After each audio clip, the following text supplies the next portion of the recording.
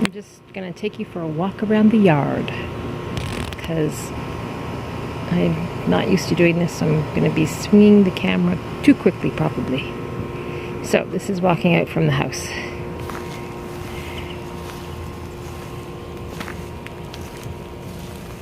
And it's weird because this is my old phone. And it's the only thing that records videos, haha. Okay, so here's one of the raised beds with some chard. I put some brassicas in there. And I still have something I can't remember the name of. Sorrel, that's it. And then this is the work in progress. These are my compost bins. And my dumping ground. Ta-da! And the water barrels that aren't set up are the blue things down there. So, spin you back around. I'm gonna walk this way. This is my leaf mulch from last year that I'm gonna be putting on the beds this year. Ooh, again, too fast. I had to cut back all the sunflowers because between the squirrels breaking them and them overgrowing, I couldn't actually get out our gate. So a sad tomato plant, which is got some tomatoes left on her, little ones. And my basil's going over. This is borage or borage, I don't know how to pronounce it. Bees like it, which is good because then it pollinates all my lovely melons, which I don't know if you can see. See the melon? And there's a really big one that I was waiting to pick. And look! Somebody ate it. I'm so upset. I don't know whether it was a squirrel or a rabbit. I kind of think it might have been a rabbit, but it's probably a squirrel. Anyway, because they come and eat the sunflowers all the time. There's more, you can see more in the background, but what a bummer. I've got them growing up these trellises this year. The trellises are too short, but it's better than having them all over the ground. I did that last year and I only got like 3 little melons, so this year's better. This is one of my insect wood piles. My tree that didn't do very well over winter last year, so it's probably going to come out. Over in the corner, you see that aster? I don't know if you can see it. Little bitty aster there. The bee or something on it. That's from Nova Scotia. Yay!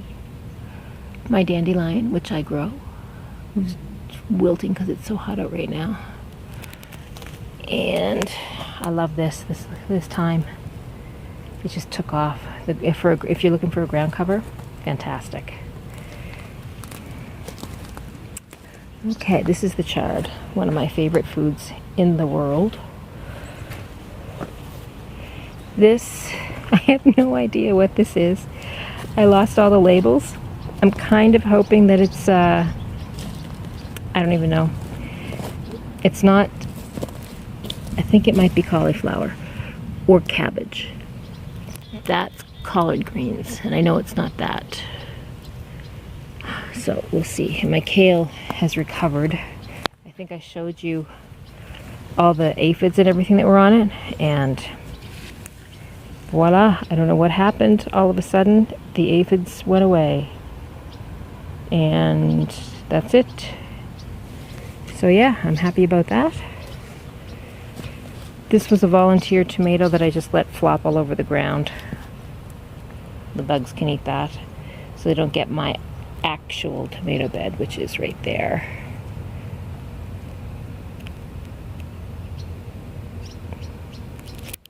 And my last couple of turnips. Still have carrots and beets in here, but as you can maybe tell, there's some brassicas in pots down there that as soon as I pull these out, those are going in. So hopefully I'll get some broccoli and cauliflower this year. This is another squash bed. Hopefully the squirrels won't rip off all of the squash flowers and fruit and eat them, because they've been dragging them into the yard and doing that. Another distracting tomato one that was for the predators, so Look how weird these. They don't do well in pots here. Look at that. Anyway, those are some beets I just pulled. Some more thyme. This is my first time ever at growing peppers, sweet peppers, capsicums. They're supposed to be the red kind, so I have to wait till they, mature. But yeah, there's a lot of them actually. Look, I'm really surprised and pleased with that. Even the ones under my corn, I think, which aren't getting enough light. Well, maybe they're not going to come to anything. But this one is. This one's got some. There's a wasp on it. You can see down there, hopefully eating any buggers that are doing things they shouldn't. And my corn, which is very tall now.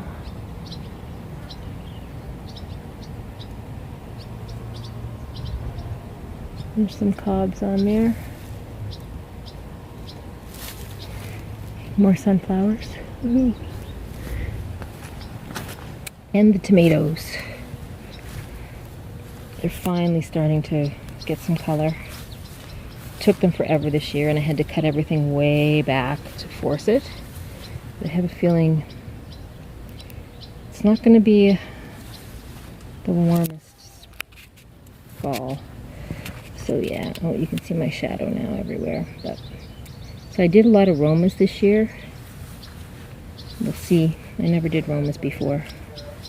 We'll see if they're good for the freezing, like everyone says. And then this is just the garden part. Pots I never actually ended up putting in. I'll go over the hammock with, of course, my wheelbarrow full of stuff next to it. Clematis, which was eaten by bugs. This is my shady, nice, quiet area. My little bug pool for birds, bird bath, and all those bags are straw that I'm going to lay down over the beds when I prepare them in the fall. A couple new garden beds up there on the way. Kind of see the house from this angle, and the shed. Goldenrod from Nova Scotia.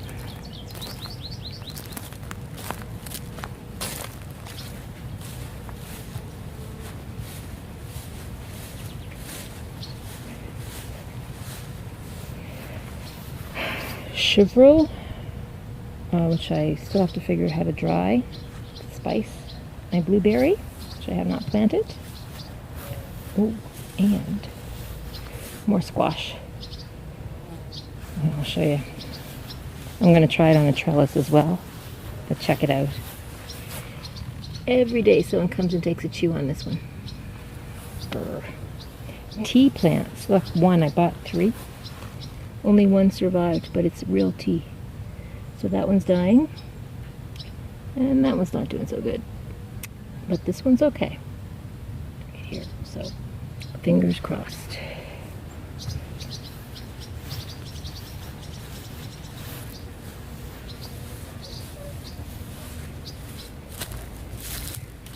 I still have to finish painting the shed.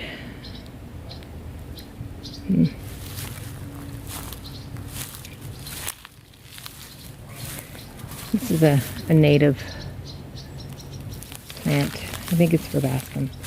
But you can see lots of insects sort of hang out on it. And in the evenings, a woodpecker comes and hangs on it and pecks all the little seed pods open and eats the seeds. I thought that was really cool. Rose of Sharon, or hibiscus, another plant I can make tea out of. Another, it's gone over now, but it's a hummingbird plant.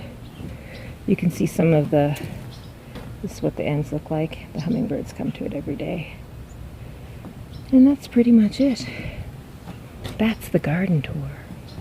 So yeah, not much else new here. I hope you're doing well.